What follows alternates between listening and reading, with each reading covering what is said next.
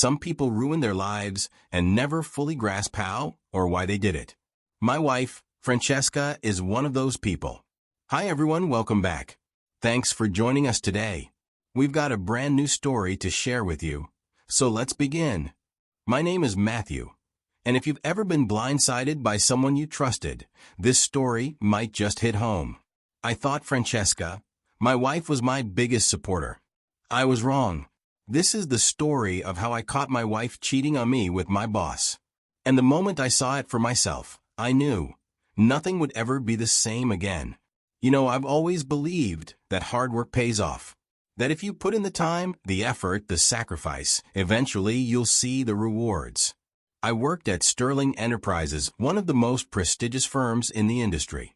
While some of my colleagues left the office at 5 p.m. sharp, I stayed behind, making sure every report was flawless and every strategy airtight. I wasn't just doing the bare minimum, I was investing in my future. And now, it was finally about to pay off because the company would be holding the annual Sterling Enterprises dinner. It was formal, exclusive, and high stakes. Promotions weren't just sent out in emails. They were announced in front of hundreds of executives, clients, and employees. If you got called up that night, it meant your work was recognized, that you were on your way to something bigger.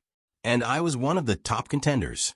I knew my name was in the discussion for a major promotion. This wasn't just about getting a new title. It meant higher pay, more opportunities, and real power in the company. That night was supposed to be a celebration, not just for me, but for us. If there was one thing I was sure of, it was Francesca, my wife, my biggest supporter, my partner. We had been together for years and through everything. She wasn't just my wife. She was the person who made me believe in myself even when I doubted. I never once questioned her loyalty. I never had a reason to. At least that's what I thought. The night of the company's annual dinner had finally arrived. The venue was exactly what you'd expect from a firm like Sterling Enterprises. I felt proud not just because of my career, but because of who was standing beside me, Francesca. Francesca looked incredible. She had always been effortlessly beautiful, but tonight she carried herself with an elegance that turned heads the moment we walked in. I introduced her to my colleagues, and as always, she knew exactly what to say, exactly how to hold a conversation. And people loved her for it. She smiled, laughed, and made small talk, completely at ease in a room full of high-powered executives. Even some of the senior partners, the ones who barely acknowledged most employees, were drawn to her. I stood beside her, watching, basking in the admiration she received. This was my wife, my partner, the woman I had built my life with. And in that moment, I felt proud to have her by my side. But as the night went on, I started noticing things. Francesca, my wife, seemed to be gravitating toward Gerald, my boss, a man with power, influence, and connections. He wasn't just respected in the company. He controlled opportunities. He decided who moved up and who stayed stagnant. At first, it seemed harmless. She was just being friendly, right? I told myself, she's just being polite. She's just making conversation. But my gut was telling me otherwise. At a point, Gerald leaned in, saying something I couldn't hear, and Francesca smiled. I felt like an outsider, like I was watching something unfold that I didn't understand. And for the first time that night, I felt uneasy. Hours later, Francesca leaned in close, placing her hand lightly on my arm. "I need to take this," she said, lifting her phone slightly. I glanced at the screen, no name, just a number. So I just nodded. "Yes, sure. I'll be here." She smiled, squeezed my arm, and walked off, disappearing into the sea of well-dressed executives and servers carrying trays of champagne. At first, I didn't think anything of it. I kept my focus on the conversations around me, nodding along as my colleagues discussed market trends and upcoming projects. But then, 20 minutes passed. Francesca was still gone. I casually glanced around the room, expecting to see her somewhere, maybe near the bar or chatting with another guest. Nothing.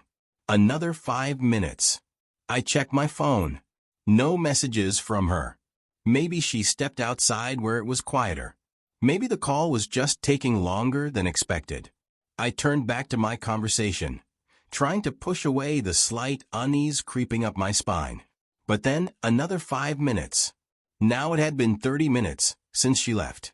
And suddenly I wasn't so sure anymore. I felt someone nudge my arm, snapping me out of my thoughts. It was Eric, one of my colleagues.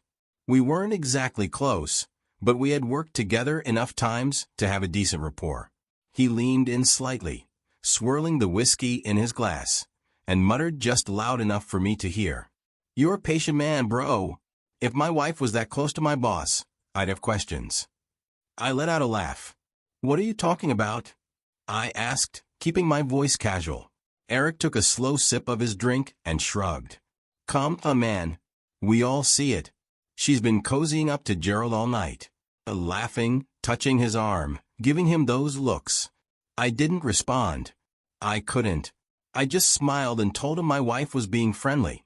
By now, the unease sitting in my stomach had turned into full-blown suspicion. I checked my watch. 35 minutes had passed since Francesca had excused herself to take a call. I started scanning the room, looking for her familiar figure in the crowd of executives, servers, and colleagues. But no matter where I looked, she wasn't there. I checked near the bar, thinking maybe she had run into an old friend. Nothing. I glanced toward the balcony, a place where guests often stepped out for air. Empty. That's when it hit me. I hadn't seen Gerald in a while either. A cold realization crept up my spine as my mind started connecting the dots. My heartbeat picked up as I moved through the venue, my pace quickening with each step. The conversations around me faded into background noise. I wasn't even sure where I was headed. My feet just moved, driven by an instinct I desperately wanted to be wrong about. As I turned into one of the quieter hallways, I passed the restrooms, and that's when I heard a low murmur, voices barely audible through the thick doors. I slowed my steps, straining to hear, my mind already racing. Then I heard something else, a muffled moan. I took a step forward, then another, stopping just inches from the restroom door. My heart was hammering against my ribs, but I forced myself to call out, "Francesca?" Silence. I swallowed hard, my voice firmer now. "Francesca, are you there?" Still nothing. A rustling sound followed, the kind of noise people make when they've been caught doing something they shouldn't be doing. That silence, that hesitation, it told me everything. My patience snapped. I reached into my pocket and pulled out my phone, ready to call security if I had to. But before I could press the button, the door creaked open. Francesca stepped out first. Her hair was slightly messy, strands falling loose over her flushed face. The dress she had worn so perfectly earlier was now wrinkled, slightly askew, like someone had been pulling at it. Then, stepping out right behind her was Gerald. His tie was loosened. The top button of his shirt was undone. His face wasn't as panicked as Francesca's. It was tight, unreadable, like he was trying to assess how bad the damage was. For a moment, the three of us stood there frozen. None of us spoke. But we didn't need to. The truth was right there, staring me in the face. I felt nothing. No rage. No immediate outburst. I reached for my phone, unlocked it, and hit record.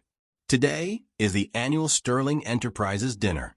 This is my wife, Francesca, and my boss, Gerald. I just caught them making out in a restroom together. Gerald stiffened. Francesca gasped, stepping toward me, her voice breaking. "Matthew, please." I lifted a hand, cutting her off. I wasn't interested in excuses. I wasn't interested in explanations. I kept the camera on them for a few seconds longer, watching as their perfect little lie crumbled under the weight of the truth. Then, without another word, I stopped the recording and walked away. I didn't say a word to either of them. There was nothing to say. Nothing left to fix. I didn't need an explanation from Francesca or a weak apology from Gerald. I left her behind and drove home alone. I didn't care about the promotion anymore. While driving, my phone buzzed, vibrating in the passenger seat. A text. Then a missed call. Then another. I didn't even look at them. I didn't want to hear her voice. An hour later, the door creaked open. Francesca stepped inside, her face streaked with tears, her makeup smeared. She looked like she had been crying for the entire drive. But honestly, I didn't care.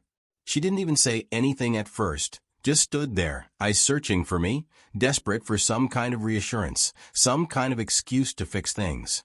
Matthew, I held up my hand, stopping her before she could say anything more. Don't. That was all I said. I didn't want to hear her explanation. I didn't want to hear how sorry she was. The moment I caught them, everything changed. The rest of the night, there was no yelling, no arguing, just silence. We didn't speak another word. I sat on the couch, staring at the TV with no interest in what was on. She stood by the door for a while, her body language pleading with me to say something. But I couldn't. And I wouldn't. By the time I went to bed, the texts and calls had piled up. Colleagues had somehow heard about what happened. Everyone wanted to know what had gone down and why I left early. I didn't answer. I didn't want to deal with the gossip or the whispers behind my back. I didn't need to hear it from anyone else.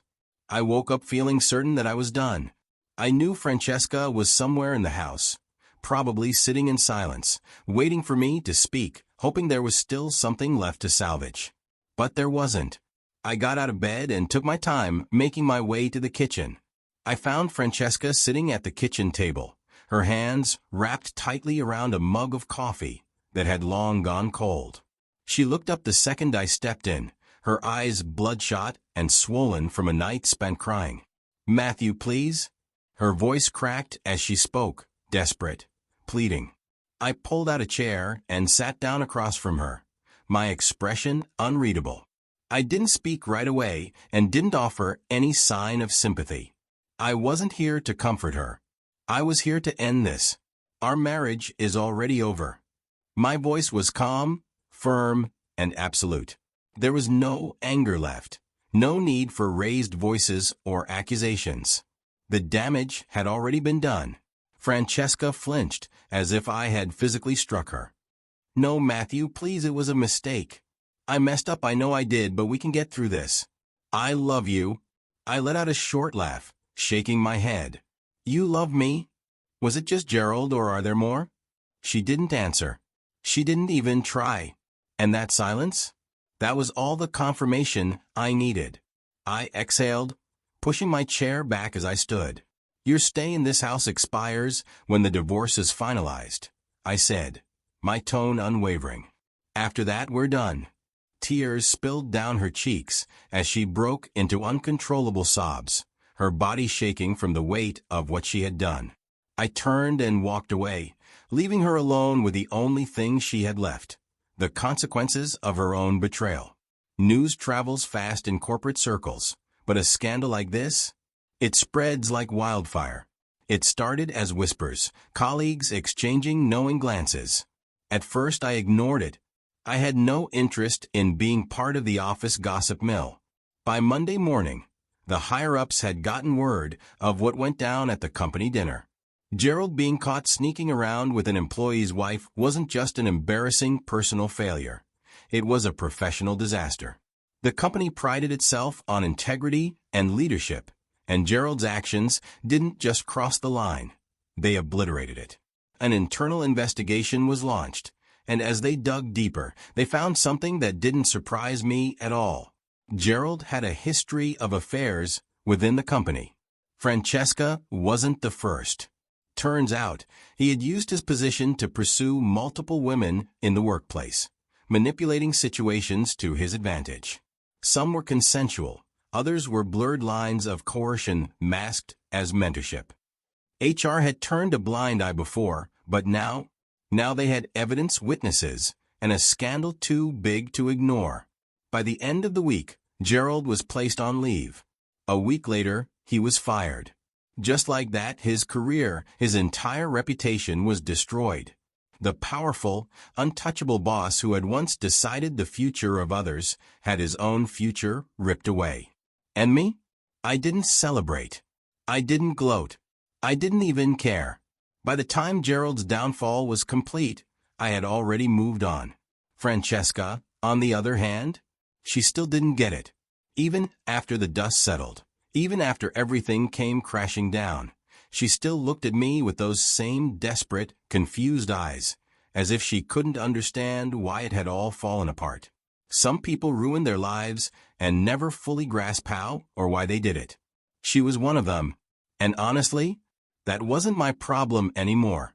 Weeks passed after our separation. My life started to feel normal again. Work was steady, my routine was back, and for the first time in a long time, I felt like myself. And then one night my phone buzzed. A single message. "I miss you. Can we talk?" I stared at the screen, letting the words sink in. I read it. I deleted it. And I moved on. No response. No closure conversation. She made her choices. And I made mine. So, what would you have done? Would you have given her another chance? Would you have stayed and tried to fix it? Or would you have done what I did? Walked away? No second chances, no explanations. Here's the truth. Some betrayals can't be undone. Some people will only realize what they lost when it's too late. And by then, you won't even care anymore. Thanks for watching. If you've ever been in a situation like this, drop a comment. Let me know, what would you have done?